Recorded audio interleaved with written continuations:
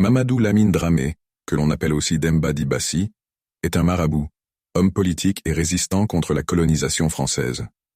Il avait entrepris une sorte d'insurrection islamique au Sénégal contre les colons, mais ces derniers finiront par avoir le dessus sur lui grâce à l'aide précieuse d'un roi du Fouladou, Moussa Molo Baldé.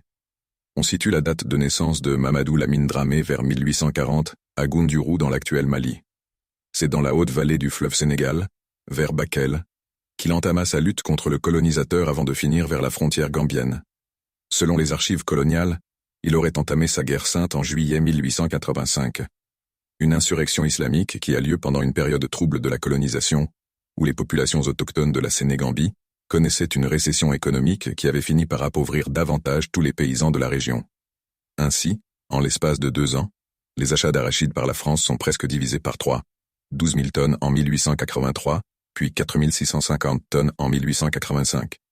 Entre janvier 1884 et juin 1886, la baisse de la valeur des produits locaux est estimée à 50%.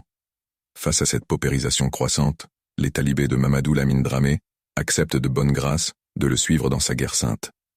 Il attaque le fort de Bakel le 4 avril 1886, mais il est vaincu par le roi du Fouladou, Moussa Molo, allié aux Français qui lui-même s'était rendu dans le Boundou en expédition, et où il possédait aussi des guerriers acquis à sa cause. En décembre 1887, il est vaincu et tué par les Français à la bataille de Toubacouta, à la frontière avec la Gambie. À Ngogasukuta, à 2 ou 3 kilomètres de la Gambie, il s'arrête, mais le village est déjà cerné par les ennemis. Les habitants veulent aller prendre Mamadou Lamine Dramé pour le livrer à Moussa Molo. Les talibés s'interposent. Le chef de village met le feu aux cases. Molo et quelques guerriers du Boundou profitent de la confusion pour rentrer dans l'enceinte et massacrer tous les talibés. Mamadou Lamine Dramé résiste tout seul. Il est blessé à la jambe par un coup de sabre d'un guerrier de Ousmane Gassi. Mais Molo ne veut pas qu'on l'achève. Le marabout est placé sur une civière. Il perd beaucoup de sang, mais le cortège prend la direction de Toubacouta. À Kouting, le marabout succombe à ses blessures. La foule s'agglutine et réclame sa dépouille à Moussa Molo, qui refuse de la leur livrer. Il confie le corps à son griot pour l'amener à Toubacouta, où il va lui-même annoncer la nouvelle. Le 12 décembre 1887, on est toujours en route avec le brancard. Mais les porteurs prennent peur devant le corps décomposé du marabout.